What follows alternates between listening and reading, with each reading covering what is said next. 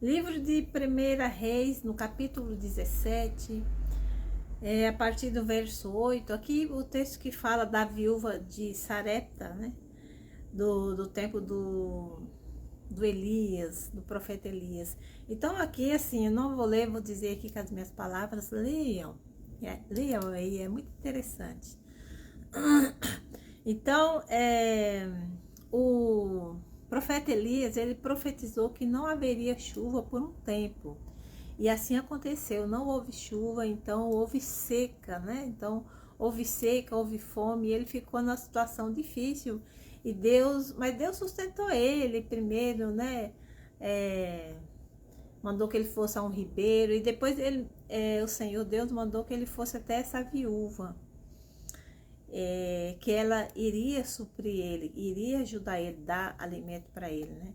E olha, já pensou como é que Deus vai mandar o homem, o profeta, para uma viúva? Viúva lembra o quê? Uma pessoa necessitada, né? Poderia ter mandado para o empresário, enfim, né? Sei que mandou lá para a mulher viúva e chegou lá com ela, e ela estava numa situação muito difícil.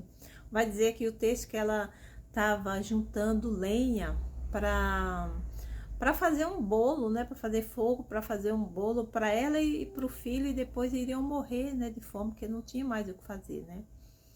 Ela contou a situação dela para o Elias, e o Elias chegou para ela e disse: não temas, não tenha medo, faça isso, mas faça primeiro para mim.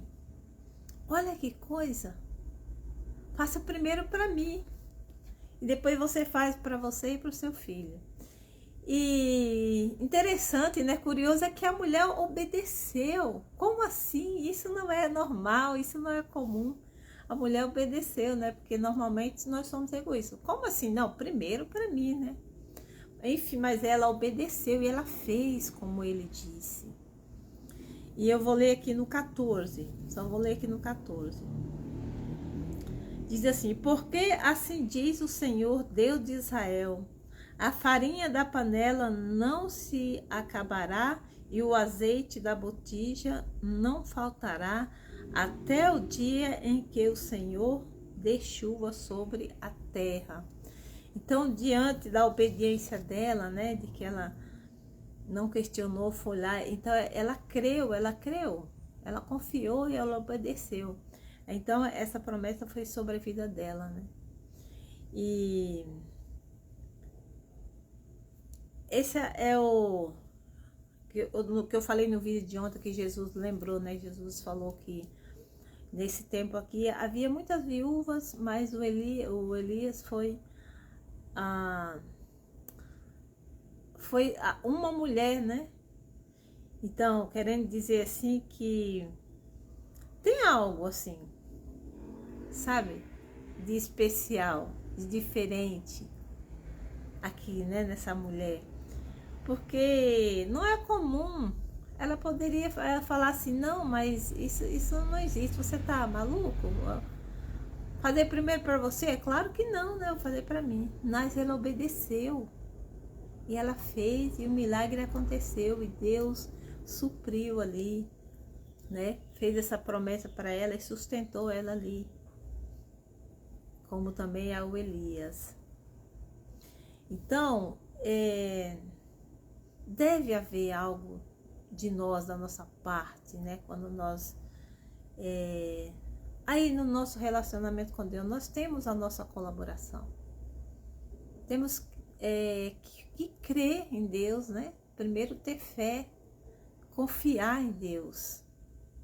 Que se não tivermos isso, nós não trazemos, na verdade, a presença de Deus para nós.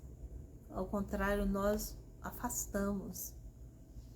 Entendeu? Então, sempre bom, eu gosto sempre de lembrar com vocês, né? Da nossa contribuição no relacionamento com Deus.